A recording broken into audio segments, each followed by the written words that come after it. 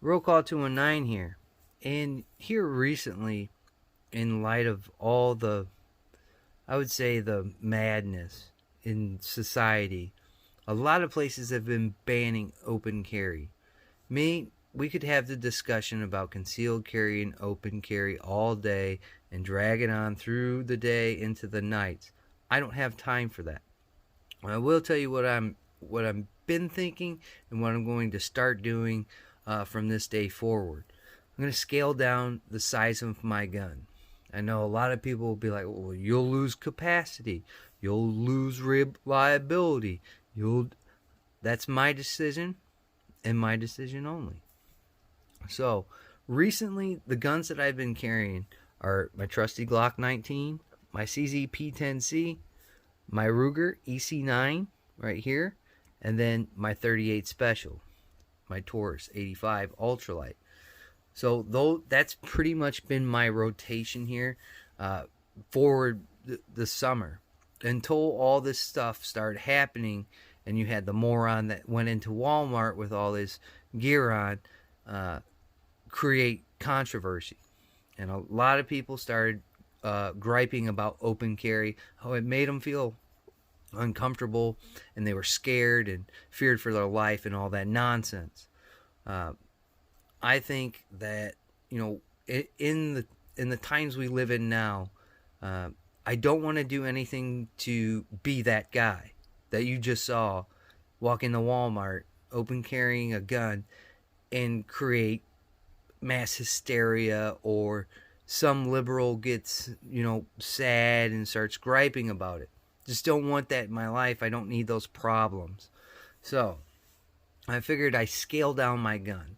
Now, again, I've been carrying these two guns and these two guns all summer. Sometimes I'll carry my LC9 or my 38 when it's really hot out and you got to shed clothing, and you know you really don't want one of these bigger guns to show. Or I'll carry an LCP2 in my pocket. So I figured I'm probably just gonna stick to having these guns in the car, like if I go on a road trip, or, you know, especially if I'm going to be out for a considerable amount of time in society, like I'm talking for days, or, you know, again, like vacation stuff. I'm always going to grab one of these two guns. They're just reliable. I've never had a problem with either of them. Everybody knows about Glock. But here recently, since people are bitching about open carry, I figured I'm going to kind of put my rotation down to just these four guns for now. And some people might gripe about my choices, but these are my choices. You don't have to do this. I just am choosing to, so I just don't want to create people, you know, complaining, and I just don't want to ruin carrying in any store for anybody, just like this moron did for open carry. So figured I'll carry my DB9. I know people are going to cry about that. This gun's been reliable. I've never had a problem with it. Get over it. Maybe yours is trash. Mine's not. My PT709, same thing. Had so many people tell me their gun was so unreliable. Wouldn't do this, it wouldn't do that. My gun, I've got over 400 rounds through it. It's fine. My 38 Special, it's a Revolver. I'm not gonna have all the malfunctions that you have with autoloaders. Taurus, they make a pretty good Revolver. Again, it's my choice. And then my old Ruger LC9, which was a gun shop pickup. It's worked fine, but with this gun, it has been finicky with ammo. So you know what the solution was at? Don't use that ammo. Use something else. And guess what? Very, very reliable. That's how you solve these problems. You just don't get rid of the gun. You just work out the kinks. That's how that works. Some guns, won't function. All guns aren't made the same. You could have the same gun, same exact features and all that. One gun might work. One gun might not.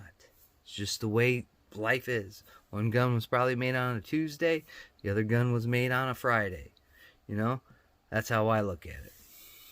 And so I think this is going to be my scaled down version of my carry guns for the time being. But now, since winter is coming, and October's right on the doorstep, and then you have November and December, and here in Indiana it gets very cold, it gets nasty out. I can always go back. To carrying my Glock 19 or my CZP-10C, because I'll have a bunch of layers of clothes on, so it'll hide it better than here in the summertime, where you're always constantly shedding clothing.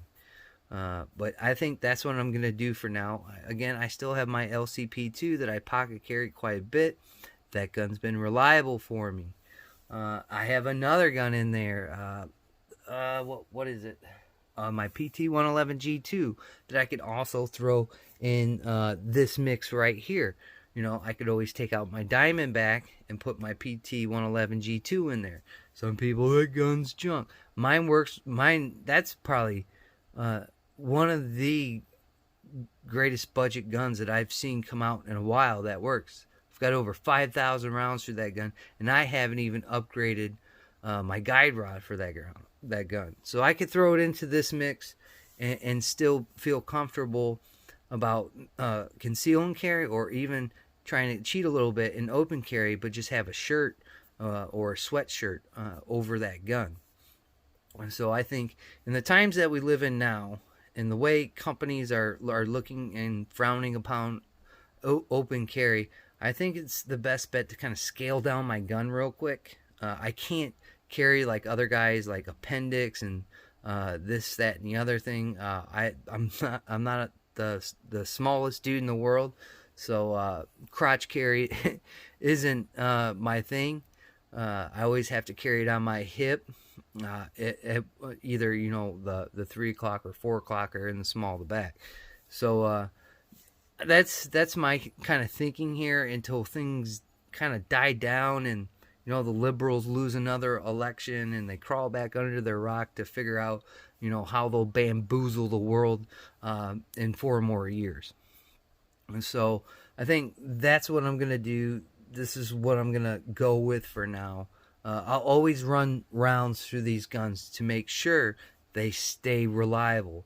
I think if you own a gun and you take that gun and you put it away and you never take that gun out ever and run rounds through that gun, I think that you're doing a disservice not only to yourself or to your family. It's always good to go to the range whenever you have that free time, put rounds through your gun to make sure your gun is still reliable, and it's going to work when you need it the most.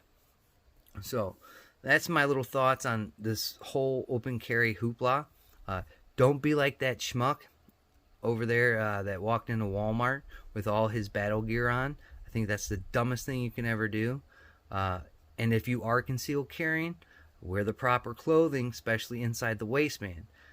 Again, I have that fear, is that person's going to reach up for something on a shelf, and lo and behold, the grip of the gun, or you might print a little bit, and it's going to freak somebody out. This is the society we live in today, and I don't want to have those problems. I don't want to engage in that conversation, and I sure in the heck don't want to waste the cops' time.